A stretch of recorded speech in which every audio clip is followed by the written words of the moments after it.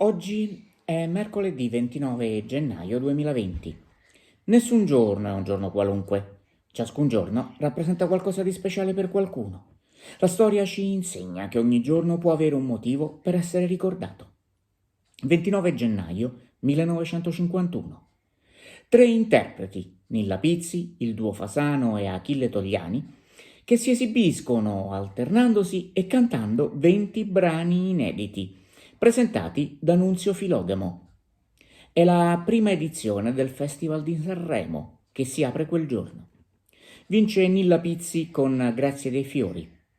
La manifestazione non ha un grande successo neanche tra il pubblico in sala, che parlotta e continua a cenare anche durante le esibizioni.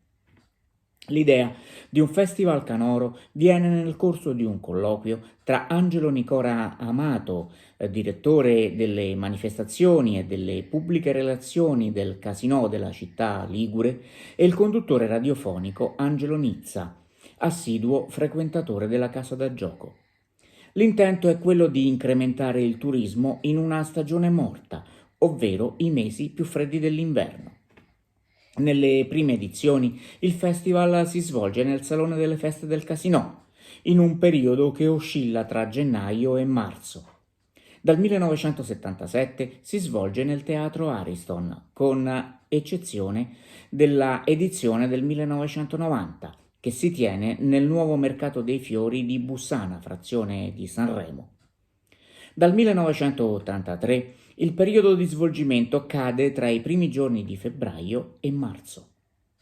Dal 1984 alla gara principale si unisce quella degli esordienti, le nuove proposte.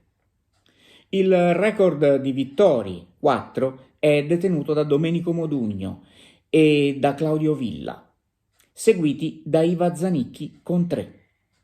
Con 13 edizioni condotte, invece, il record tra i presentatori spetta a Pippo Baudo, seguito da Mike Bongiorno con 11, Nunzio Filogamo con 5 e Fabio Fazio 4.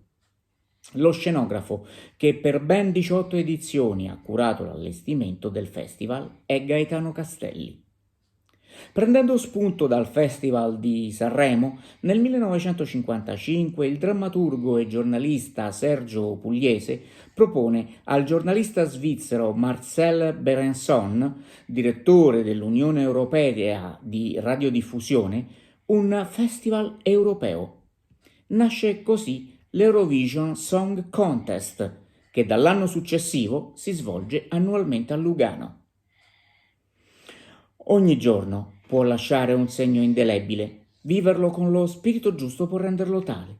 Secondo uno studio dell'Iowa State University, 12 minuti al giorno per esprimere gentilezza verso gli altri e insegnare buoni gesti e belle regole ai bambini sollevano il morale e rendono più felici.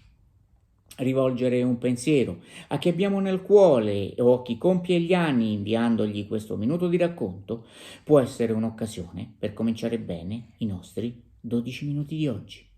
Buona giornata.